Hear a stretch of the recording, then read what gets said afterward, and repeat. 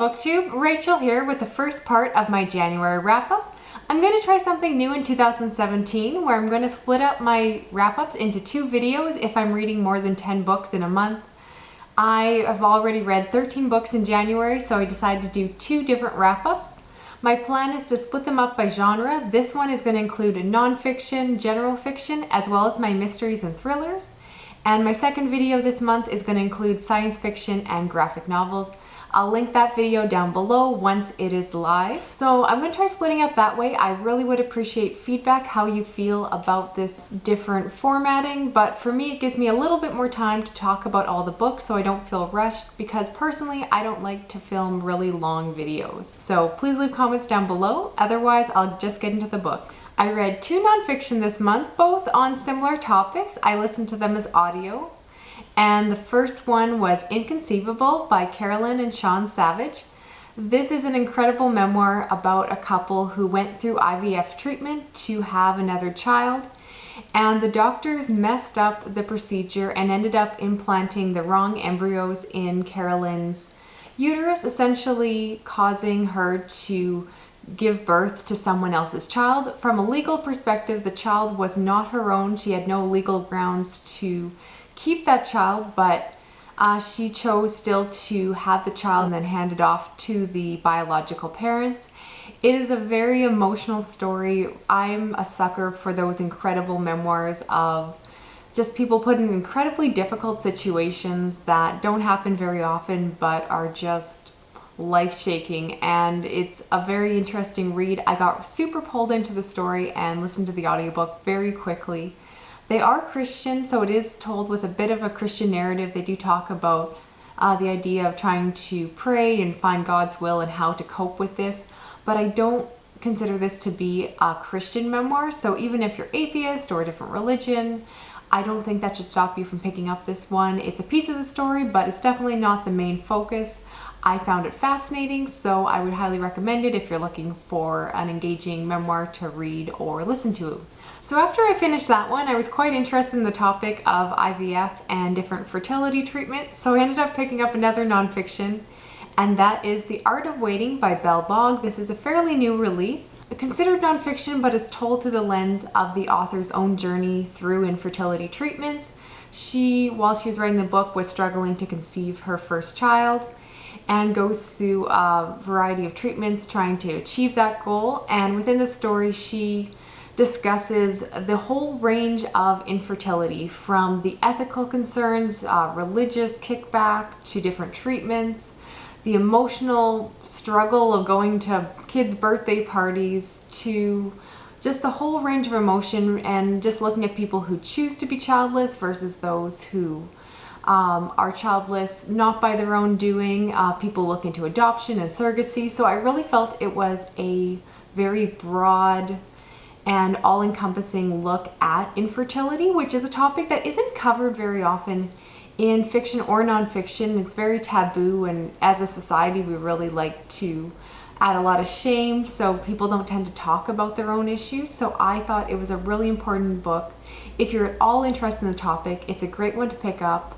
I thought it was very well balanced and just a really good look at the topic. I appreciated that she did include some diverse ideas in the books, talking about the fact that same-sex couples are also in that situation of struggling with infertility, that they have to pursue kind of alternative ways of having families, and I really appreciate that she addressed that in this book. So highly recommend that one. I thought it was very well done. I also read 2 general fiction books this month, the first being Signal to Noise by Silvia Moreno-Garcia. This is a book that could be considered magical realism. It does have those elements, but I'd more categorize it in the general fiction literary categories. It's told over 2 different timelines, the first being a contemporary timeline where a young woman is returning back home because her father has died and she's making arrangements for his funeral. And she definitely has a lot of tough feelings about going back home, and the other part of the story is told through flashbacks to her growing up during her teenage years. It covers a period with her and her 2 best friends, and they are not the most popular kids in school, and so it deals with a lot of the normal issues of growing up and being poor and just struggling to be a teenager in those really rough years, trying to find your place, your identity, find your group of friends, and covers a lot of great themes. Within the story, the main character in her teenage years starts experimenting with trying to use music as a way to create magic. She is a huge music buff, and a lot of the story is constantly referencing artists and music, some of which I knew, some of which I didn't. It's a really great story. I found it to be very engaging and intriguing. Honestly, it's a much slower story than I normally read. It's a very slow narrative, but I still found it very gripping. I can see why so many people love it. It wasn't a 5-star read for me. I gave it 4 stars, really enjoyed it. If it's one you've been hearing people gush about and have been interested in picking up, I do recommend it. I thought it was just a solid book, very magical, and I'm really interested in reading more by the author, so I'll definitely be picking up more of her work. Next, I read The Impossible Fortress by Jason Rekulak. I requested this via NetGalley in exchange for an honest review, so I did a separate review video, which I'll link down below if you want more detail. The short is this is a contemporary coming-of-age story about a group of teenage boys. It's set in the 1980s, and they are on a mission to get their hands on a particular nudie magazine. The main character is also an amateur programmer and ends up forming a friendship with a female programmer, and they are trying to compete in a competition, making a video game. The book is exactly what it sounds like. It's funny, cute, and very lighthearted. It's definitely a sweeter story. Perhaps not the deepest one, although there is some emotional elements to the story. I read it when I was sick and just needed something fun to get through, and it's quick, fun read. I really enjoyed it, so if you're looking for something fun, it's a good one to pick up. Again, if you want more thoughts, you can check out my video. Finally, you know I've got to talk mysteries and thrillers. The first one I read was In the Bleak Midwinter by Julia Spencer-Fleming, which I really enjoyed. This is a mystery set in a small conservative town. It's told from 2 different perspectives, one being Claire, the preacher, as well as Russ, the chief of police, and they form a friendship as they investigate the mystery in this novel. The story starts out with a baby being found on the doorsteps of Claire's church, and then they go on to investigate, try to find out why the mother abandoned her child.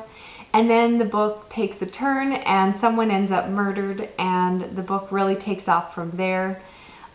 Just from the title, you can probably guess this is a great book to read in winter because the winter cold elements play a big role in the story. So I definitely recommend picking this up in the colder months. There's still plenty of winter left if you want to pick it up sooner than later. And I just really enjoyed this one. The characters are probably the biggest reason to read it. I found both the main characters to be really well developed, engaging, and I'm just really interested in continuing the series because I want to see more of their character development because I really enjoyed them, and the interplay of their relationship was really fantastic. The mystery itself was very well plotted. I did not know who done it until the final reveal. I thought it was just well done and would definitely recommend it, especially to fans of Sworn to Silence by Linda Castillo, because I felt these books had really similar feelings, and if you like one, you'll probably like this series as well. On that similar note, I actually read book 3 of Linda Castillo's Kate Burkholder series this month. The third one is called Breaking Silence, and all of her books involve murder mysteries in a small town by an Amish community. In this one, the parents of 3 small children are found dead in a manure pit, and it looks like an accident, but then of course something comes up and you realize that maybe this wasn't an accident, and the chief of police, Kate, needs to investigate what actually happened. I am really enjoying this series. Again, the characters in this one are very strong. I love the development and love seeing the characters return once again in this 3rd edition. Particularly, I thought the mystery and the twists and turns of this one were really well done. This is possibly my favorite in the series so far. I did not see the ending coming and loved where she went with it. So definitely recommend, if you are interested in starting the series, start with the first one, Sworn to Silence. But if you have read that one, please keep reading the rest of the series. so far is phenomenal. I cannot wait to keep reading the rest of the books. Finally, the last book I have to talk about is also my favorite book of the month, and that is Perfect Days by Raphael Montes. This is translated from Portuguese, written by a Brazilian author, and it's all about a medical student who proceeds to stalk and then kidnap a young woman, and the story is told entirely from his perspective. I love when they do that in a book. It's a slower story, more of a suspense than a thriller, but I found it incredibly engaging. I love this one. It's just was phenomenal. I did not want to put this down. However, huge warnings that this is incredibly dark and disturbing. Like, honestly, one of the most morbid, gruesome books that I have recommended on my channel. So if you are sometimes uncomfortable with the content I recommend, be warned, it has all the triggers in it, but I personally loved it. If you are okay with a super dark, gritty book, this is a fantastic one to pick up. I loved it and would love to see more people reading it. Again, if you want more thoughts, I have a longer video down below talking all about it. But in short, if you're thinking about it, just do it, pick it up, and try it for yourself. Those are the books I want to talk about today. Again, I'll be back soon with the second part of my wrap-up featuring science fiction and graphic novels. Again, leave me thoughts down below, how you feel about this new formatting. Hopefully this video is reasonably short. I'll talk to you again soon. Thanks for watching. Okay, bye.